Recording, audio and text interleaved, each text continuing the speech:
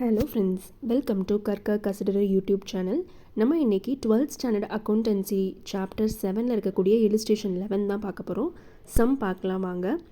Maruti limited forfeited 150 equity shares of ₹10 each for non-payment of final call of ₹4 per share.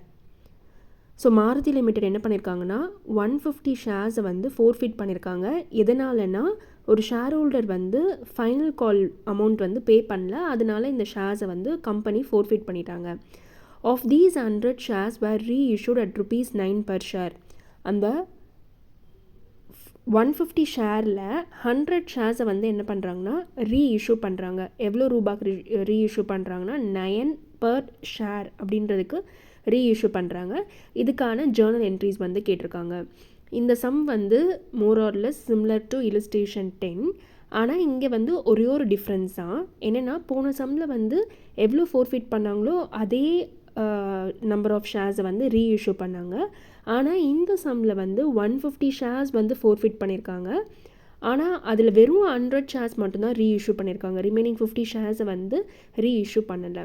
So அப்போது இந்த some எப்படி போடணும் அப்படின்னு பார்த்தீங்கன்னா, ஃபஸ்ட்டு வந்து equity share capital account debit to எது வந்து பே பண்ணல final call. So equity share final call account to forfeited shares. So equity share கேபிட்டலில் வந்து எவ்வளோ கால் ஃபார் பண்ணாங்களோ அந்த value. So 150 × 10. Equity share final காலில் அன்பெய்ட் வேல்யூ 150 × 4. ஃபோர்ஃபீட்டட் ஷேர்ஸில் பெய்டப் வேல்யூ வந்து நீங்கள் போடணும். ஸோ பெய்டப் வந்து பார்த்தீங்கன்னா ₹10 ₹4 பே பண்ணல, அப்போ ரிமைனிங் ₹6 வந்து பே பண்ணியிருக்காங்க. அந்த அமௌண்ட்டை வந்து நீங்கள் ஃபோர்ஃபீட்டட் ஷேர்ஸில் வந்து போடுவீங்க. இது வந்து ஃபோர்ஃபீச்சர் ஷேர்ஸ்க்கான என்ட்ரி. செகண்ட் என்ட்ரி வந்து பார்த்தீங்கன்னா ரீஇஷ்யூ. 100 ஷேர்ஸை வந்து பண்ணுறாங்க ஃபார் ₹9 per share. இப்போ இதுக்கான என்ட்ரி வந்து பார்த்தீங்கன்னா bank account debit forfeited shares account debit to equity share capital. Forfeited shares அப்படின்றது வந்து பார்த்திங்கன்னா நாமினல் அக்கௌண்ட். ஸோ ஃபர்ஸ்ட் என்ட்ரியில் வந்து ஃபோர்ஃபிட் பண்ணும் போது கம்பெனிக்கு வந்து credit all incomes and gains அந்த பேசிஸில் கிரெடிட் பண்ணியிருக்காங்க. ஆனால் ரீஇஷ்யூ பண்ணும் போது கம்பெனிக்கு வந்து கொஞ்சம் லாஸ் ஏற்படுது. ஏன்னா அவங்க வந்து ஷேர் ஹோல்டர் வந்து அந்த ஃபைனல் கால் அமௌண்ட்டை வந்து பே பண்ணலை. ஸோ இதனால் அவங்களுக்கு கொஞ்சம் லாஸ் வந்து ஏற்படுது, அதனால் வந்து டெபிட் பண்ணுறாங்க. பேங்க் அக்கௌண்ட்டில் வந்து 100 × 9 வந்து போடுறீங்க. ஈக்விட்டி ஷேர் கேபிட்டல் மொத்தமாகவே வந்து ₹100 ஷேர்ஸ் × ₹10. அப்போது ஃபோர்ஃபீட்டட் ஷேர்ஸில் வந்து டிஃப்ரென்ஸ்லாம் வந்து நீங்கள் போடணும், அதாவது ₹1. அப்போ கம்பெனிக்கு வந்து பார்த்திங்கன்னா இந்த ஃபோர்ஃபிட் பண்ணுறனால ₹100 வந்து அவங்களுக்கு லாஸ் ஆயிருக்கு. ஸோ நெக்ஸ்ட் என்ட்ரி வந்து பார்த்திங்கன்னா forfeited shares account debit to capital reserve. So இந்த ஷேர்ஸை வந்து ஃபோர்ஃபிட் பண்ணுறனால இவங்களுக்கு ஏதாவது ப்ராஃபிட் ஏற்பட்டிருந்தால் அதை வந்து கேபிட்டல் ரிசர்வ் அப்படின்ற அக்கௌண்ட்டுக்கு வந்து ட்ரான்ஸ்ஃபர் பண்ணணும்.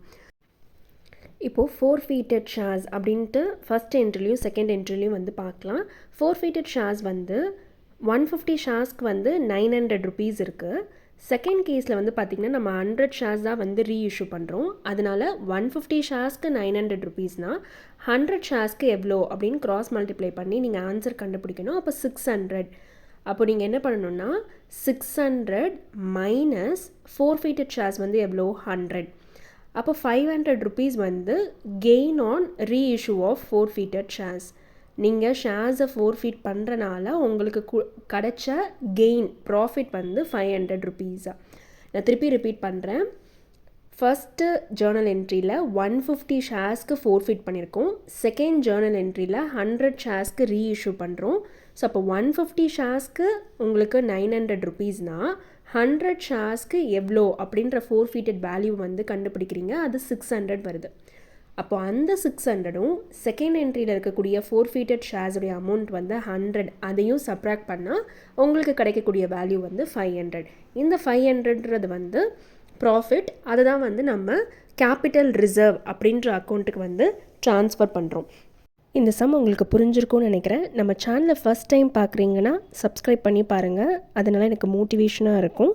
உங்கள் ஃப்ரெண்ட்ஸ்க்கும் ஷேர் பண்ணுங்கள். Keep supporting. தேங்க்யூ.